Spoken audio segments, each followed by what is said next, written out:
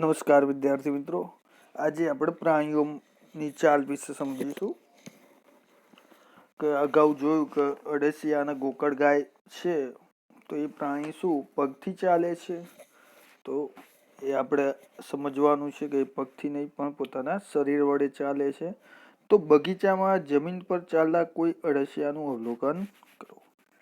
તેને પકડીને એક બ્લોટિંગ અથવા ફિલ્ટર પેપર પર મૂકો. તેની ગતિનું નિરીક્ષણ કરો.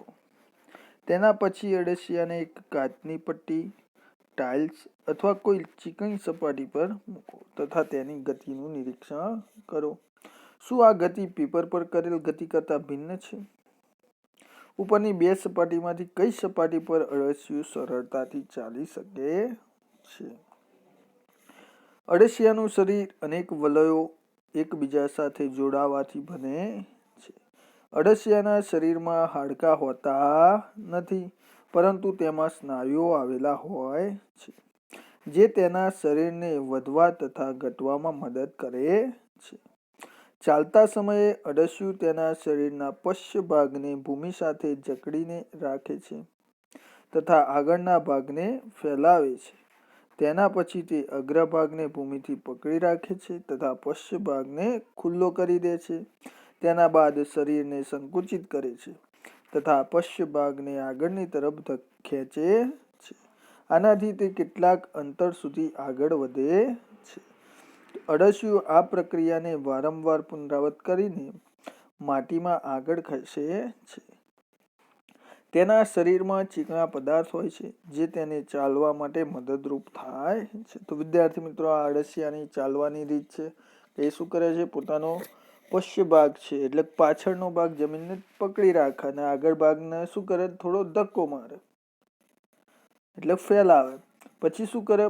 આગળનો ભાગ જમીન સાથે જકડી રાખે અને પાછળનો ભાગ આગળની તરફ ધકેલે.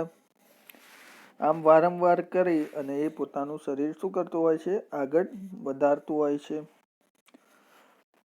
બીજું, તેના શરીર પર શું હોય છે? ચીકણા પદાર્થ હોય છે, જે તેને શું કરે છે? ચાલવા માટે મદદરૂપ થાય છે. તે તેના શરીરના ભાગોને જમીન સાથે કેવી રીતે ટકાવી રાખે છે? તો એનો પણ જવાબ આપ્યું છે કે તેના શરીરમાં નાના નાના અનેક વજ્રકેશ એટલે કે વાડ જેવી રચના આવેલ હોય છે. આ વજ્રકેશ સ્નાયુ સાથે જોડાયેલ હોય છે.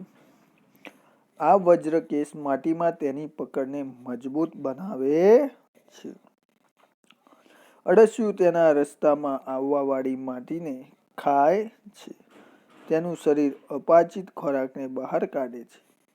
અળસિયા દ્વારા કરવામાં આવેલ આ કાર્ય માટીને ફળદ્રુપ બનાવે છે, જેનાથી વનસ્પતિને ફાયદો થાય છે. તો અળસિયું શું કરે છે? એના રસ્તામાં જે માટી આવે છે એને શું કરે છે? ખાઈ જાય છે અને પછી ખોરાકને શું કરે છે? બહાર કાઢે છે. અને આપણે આ વસ્તુ આગળ જોઈ લીધું છે કે વર્મી કમ્પોસ્ટ ખાતર. તો એના માટે શાનો ઉપયોગ થતો હોય છે? અળસિયાનો ઉપયોગ કરવામાં આવતો હોય છે. આગળ છે ગોકળગાય, એને ઇંગ્લિશમાં કહેવાય સ્નેલ. અળસિયાને કહેવાય છે અર્થવોર્મ.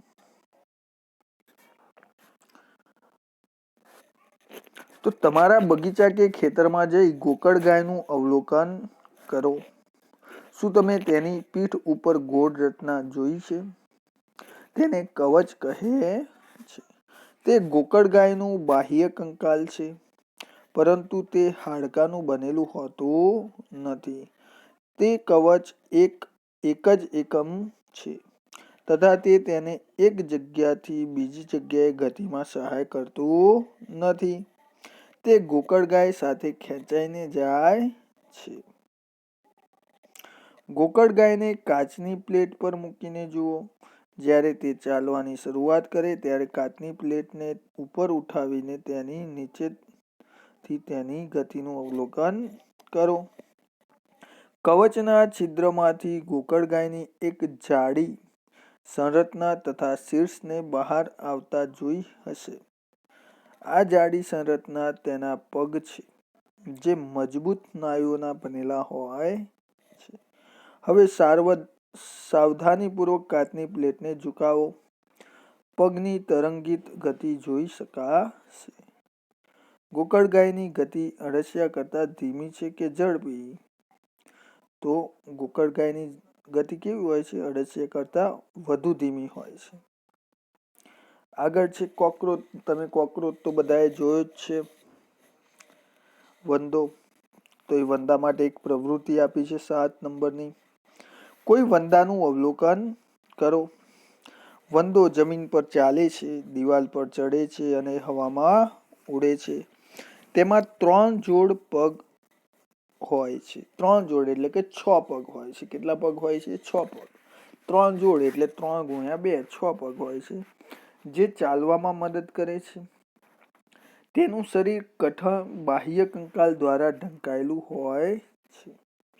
આ બાહ્ય કંકાલ વિવિધ એકમોના પરસ્પર સાંધા દ્વારા બનેલ હોય છે, જેના કારણે ગતિ શક્ય બને છે. પીઠના ભાગે માથા પાસેથી 2 જોડ પાંખ પણ જોડાયેલ હોય છે.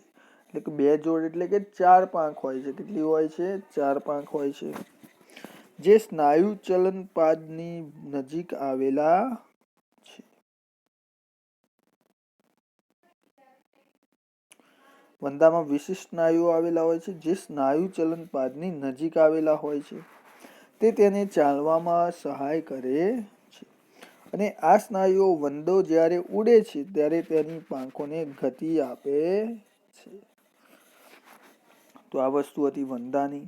તમે જોઈ છે કે ઘણા વંદા ઉડી શકતા હોય છે, પણ જ્યારે વંદાના બચ્ચા હોય છે નાના, એ ઉડી શકતા હોતા નથી. એમને પાંખો આવી હોતી નથી. એ જ્યારે મોટા થાય પછી એમાં પાંખોમાં રૂપાંતરણ થતું હોય છે. તો આજનો છેલ્લો ટોપિક જોઈએ. પક્ષીઓ વિશે જોવાનું છે કે પક્ષીઓ હવામાં ઉડે છે તથા ભૂમિ પર ચાલે છે. બતક તથા હંસ જેવા પક્ષીઓ પાણીમાં તરે છે. પક્ષીઓ એટલા માટે ઉડી શકે છે કે તેમનું શરીર ઉડવા માટે અનુકૂલિત હોય છે. તેના હાડકાં છિદ્રિષ્ટ અને હલકા હોય છે. છિદ્રિષ્ટ એટલે આપણે પાઇપ જોઈએ તો એ ટાઈપના હોય છે, હલકા હોય એકદમ, કે જેથી એ ઉડતા હોય તો એમને વજન લાગે નહીં.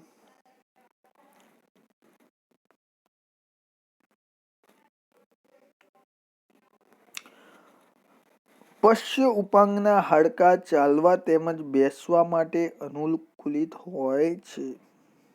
અગ્ર ઉપાંગના અસ્થિ ભાગ રૂપાંતરિત થઈને પાંખ બનાવે છે. તો તમે જોઈ શકો છો અહીંયા તમને 8.21 આકૃતિ આપી છે કે આપણે જેમ પગ હોય છે એ જ રીતના એમના પગ હોય છે, પણ જે આપણા હાથ હોય છે એ એમના શામાં રૂપાંતરિત હોય છે? પાંખમાં રૂપાંતરિત હોય છે. ખભાના હાડકાં મજબૂત હોય છે. છાતીના અસ્થિઓ ઉડ્ડયન સમયે સ્નાયુને જકડી રાખવા માટે વિશિષ્ટ રૂપે રૂપાંતરિત થયેલ હોય છે તથા પાંખોને ઉપર નીચે કરવા સહાય કરે છે. એક બીજી વસ્તુ છે કે અંદર વાતાશયો આવેલી હોય છે એમના શરીરમાં, જે હવા ભરે છે અને એમનું શરીર કેવું રાખે છે? હલકું રાખે છે, જે એમને ઉડવામાં મદદ કરે છે. તો વિદ્યાર્થી મિત્રો, આવતીકાલના નેક્સ્ટ વિડીયોમાં આપણે માછલી વિશે સમજીશું.